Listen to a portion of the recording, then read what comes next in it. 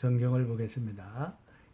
요한복음 5장 1절로 9절의 말씀입니다. 그 후에 유대인이 명절이 되어 예수께 예루살렘에 올라가시니라.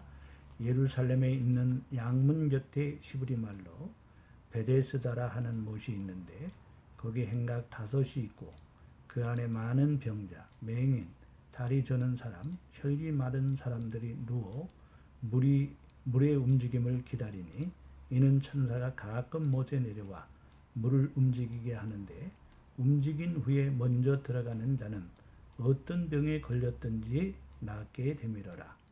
거기 38배 된 병자가 있더라.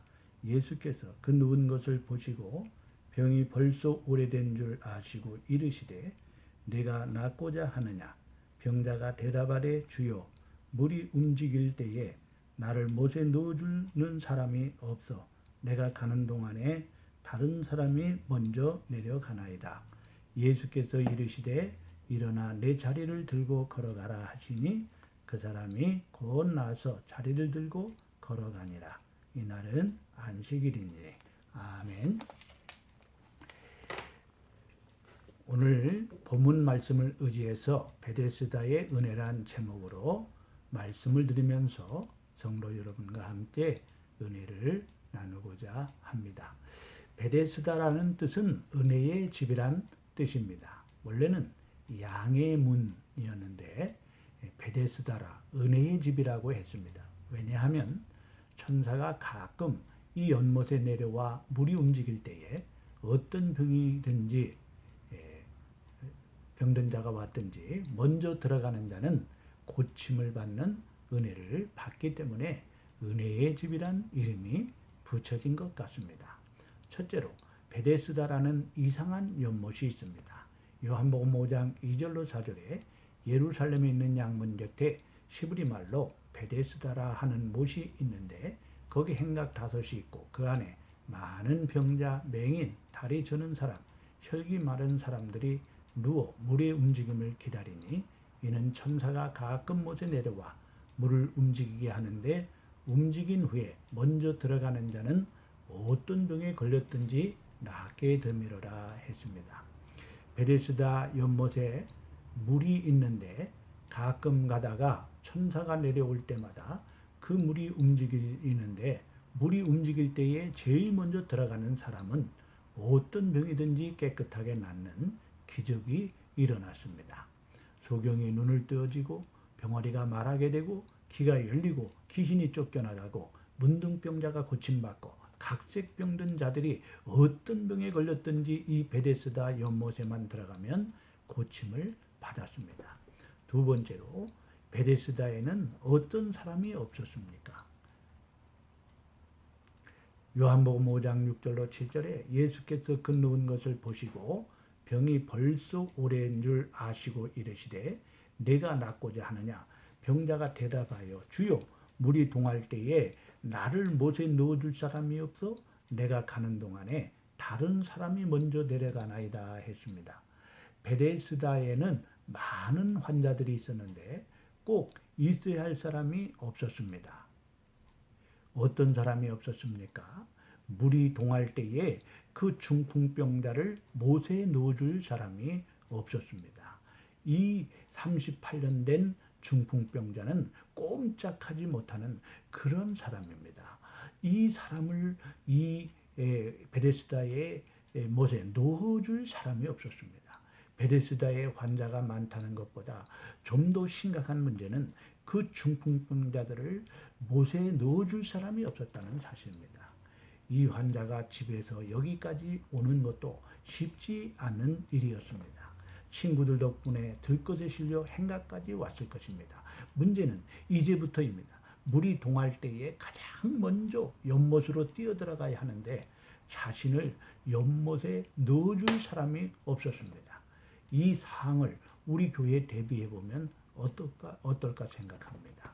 어떻게 해서 힘들게 교회까지 왔습니다. 그런데 교회에 와서 둘러보니 사람이 없는 것입니다. 어떤 사람이 없었습니까? 정작 복음의 능력, 예수 그리스도의 능력 가운데로 인도해 줄 수 있는 사람이 없었다는 것이죠. 못에 넣어줄 사람이 없고 예수께로 인도해 줄 사람이 없고 정말로 자기만 잘 살기 위하여 정신없는 사람들밖에는 보이지 않았습니다. 자기만 재밌게 신앙생활하면 된다는 것이죠. 이것이 바로 고대 베데스다와 동일한 문제를 가지고 있는 현대 교회의 모습입니다. 하여튼 이 베데스다에는 38년 된 중풍병자를 못에 넣어줄 사람이 없었습니다. 베데스다의 첫 번째 문제는 환자들이 많다는 것이고 두 번째 문제는 자기 사는 일에만 혈안이 되어 있어서 다른 사람을 살려주는 사람이 없었다는 것입니다. 세 번째로 38년 된 병자에게 예수님이 찾아오셨습니다. 38년 된 병자는 너무 중병이라 일어나 베데스다 연못에 먼저 들어가지 못하여 고침을 받지 못하고 낙심하고 절망하고 있을 때 그때 예수님께서 찾아오셨습니다.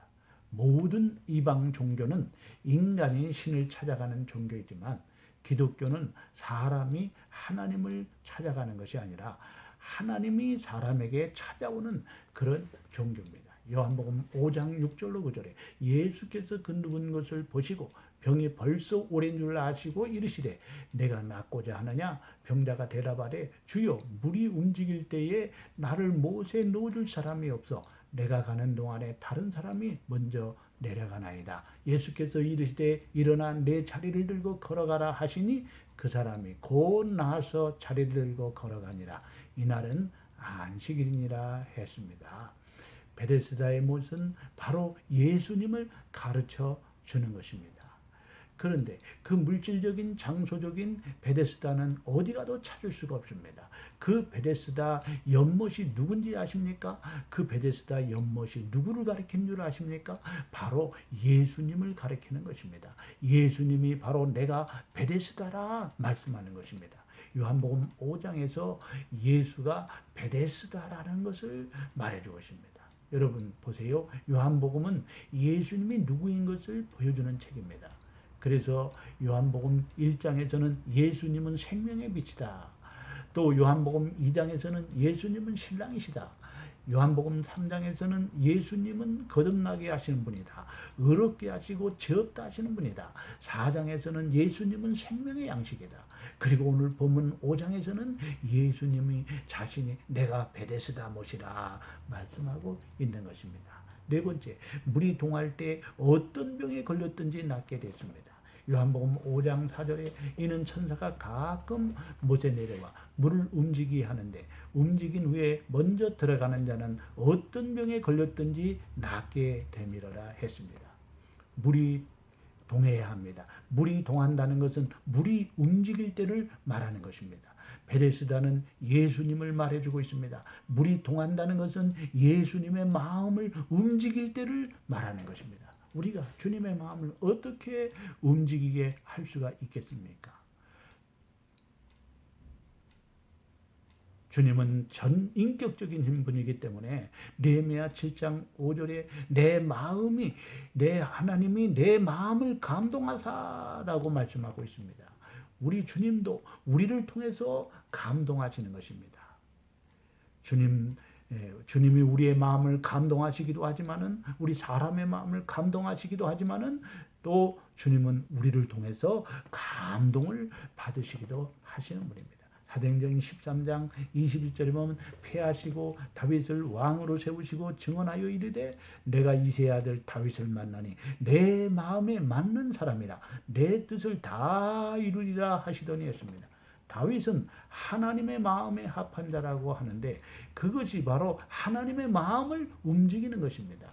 다윗은 하나님의 마음을 움직이게 하는 사람입니다. 그렇다면 무엇으로 주님의 마음을 움직일 수 있겠습니까? 첫째로 기도가 주님의 마음을 움직이는 것입니다. 주님의 마음을 움직이는 것은 기도입니다. 백부장의 간청에 주님의 마음이 움직였습니다. 이스라엘을 다 다녀봐도 이만한 믿음을 만나보지 못했노라. 극찬하시고 내 믿음대로 될지어다 하시니 그지로 하인의 중풍병이 깨끗이 나았습니다. 우리가 기도하되 오직 주님만 바라보며 눈물로 부르짖어 기도해야 합니다. 성경에 보면은 응답받는 기도는 부르짖는 기도였습니다. 소경이 부르짖었습니다. 마가복음 10장 48절에 많은 사람이 꾸짖어 잠잠하라 하되 그가 더욱 크게 소리를 질러 이르되 다윗의 자손이여 나를 불쌍히 여기소서 하는지라 했습니다. 에레미야 33장 3절에 너는 내게 부르짖으라 내가 내게 응답하겠고 내가 알지 못하는 크고 은밀한 일을 내게 보이리라 했습니다. 하나님은 우리의 부르짖는 기도에 약하다는 것입니다. 그러므로 우리가 하나님의 마음을 움직일 수 있는 것은 바로 부르짖는 기도라는 사실을 발견할 수가 있습니다. 또한 우리 주님께서는 우리의 눈물을 보십니다. 우리 하나님의 마음을 움직이는 기도는 바로 눈물의 기도라는 것입니다. 왕하 20장 5절에 보면 너는 돌아가서 내 백성의 주권자 히스기야에게 이르기를 왕의 조상 다윗의 하나님 여호와의 말씀이 내가 내 기도를 들었고 내 눈물을 보았노라. 내가 너를 낫게 하리니 내가 3일 만에 여호와의 성전에 올라가겠고 했습니다. 히스기야 왕은 하나님 앞에 기도할 때 얼굴을 벽을 향하고 그가 하나님 앞에 눈물로 간절히 기도했더니 하나님께서 그의 기도를 들어주셨습니다. 두 번째는 찬양이 주님의 마음을 움직이는 것입니다. 찬양은 본래 특정 대상을 칭찬하거나 기리어 드러내는 뜻을 지니고 있으며 특히 종교에는 그 종교에서 믿는 신 또는 절대자를 높이는 뜻으로 많이 쓰입니다. 찬양은 한마디로 하나님을 찬양하는 것입니다. 높이 기리는 것입니다. 칭찬은 고래도 춤을 춘다는 말이 있습니다. 우리가 하나님께 감사하고 찬양할 때 하나님이 기뻐하시고 그 기쁨이 절정에 달하면 춤을 추시는 것입니다. 우리의 신앙은 우리의 감사를 찬양으로 표현해야 하는 것입니다. 고난당할 때 우리가 기도하고 즐거워할 때 찬양하는 것입니다. 세 번째, 헌금이 주님의 마음을 움직이는 것입니다. 마리아는 자기의 몸을 드렸습니다. 처녀의 몸을 예수님의 탄생을 위해 드렸습니다.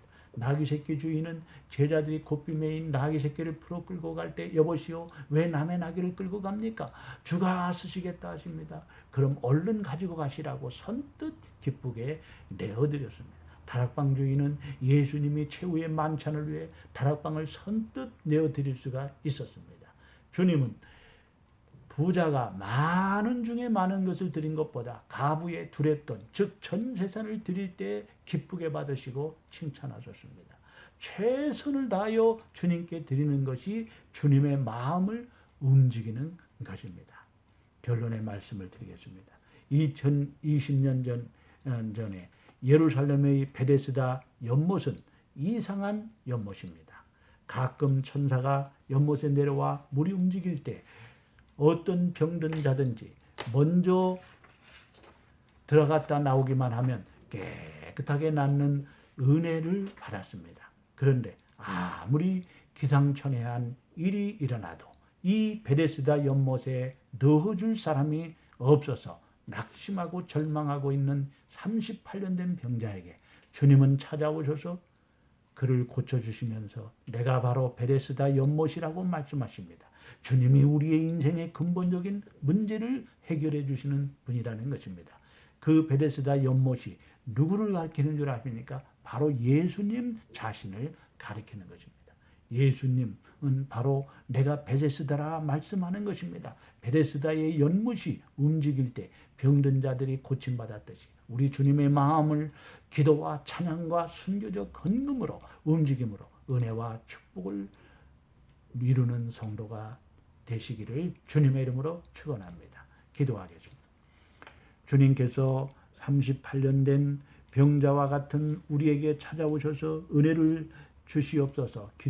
기도와 찬송과 순교적인 헌금으로 주님의 마음을 움직이는 하나님의 마음에 합한 성도가 되게 하여 주시옵소서. 예수님의 이름으로 기도하옵나이다. 아멘.